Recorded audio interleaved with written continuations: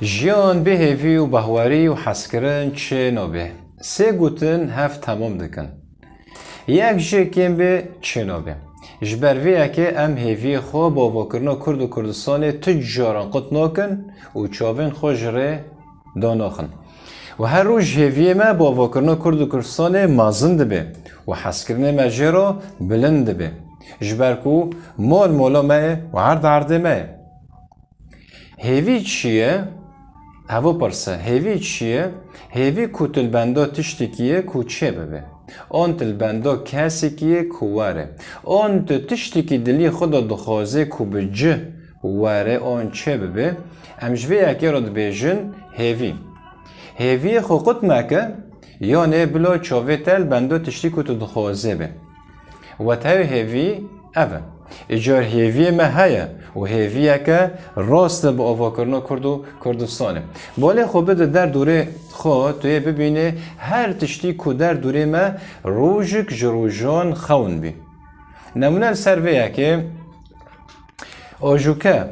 آن بالافر آن کربه آن چره آن پر تشته در دوره ما بالا خوبه دیه روژک جروجنا خونک بیم و وی کسنه کو آجوکه چه کرنه آن بالافر چه کریه آن چره چه کریه آن دری چه کریه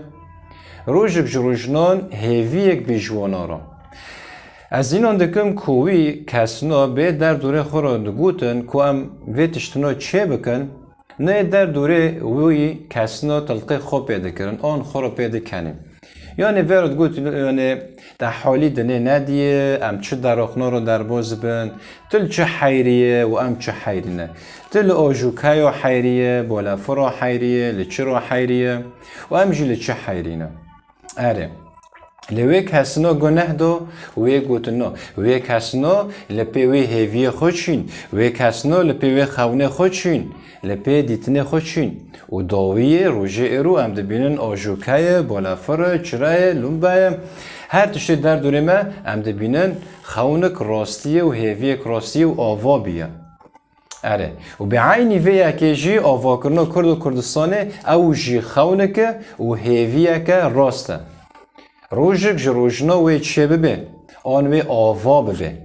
جبرکو مال مولا مه ایجار ام هیوی خواه با واکرنا کرد و کردستانه تجاران قط ناکن و ام دوزا خواه و ولاتی خوشی برنادن و بره جی بوارا گوتنه به هیوی نمینه بله به هیوی نمینه بلکه نها مثلا تبه کارمای آن ریکو پیک پیشه تاوت نگرتن آن دری پیشه تاوت نگرتن تلخوا حیریه کتبه کارمای زروب شیر دخوازن زروب پرتشی دخوازن تلخوا حیریه ایجار به هیوی نمینه به بهواری نمینه به حسکره نمینه بله هیویت هبه تیش نشکو وسه که خدان وی ریکو پیکان پیشه تا چه بکه وی و بکه جنوبو کاریته چه ببه جنوبو دری خیلی پیشه تا و به لی بله هیویت هبه به هیوی نمینه بله ایجار امه کیر و دیر بفکرن و داویه امه چارکش خورا ببینن چارک امه ببینن چاو ام سنوری خوب پارزن آن چاو امه مال و ملکن خوش مرا وگره و جیان خوش و سربلندی دناو ولاتی خو عردی خدا ام بجین داوی امه چارک ببینن دمه کو ام کیر و دیر بفکرن ایجار جمع کار و خباته و جخدان هیزو سرکفتنه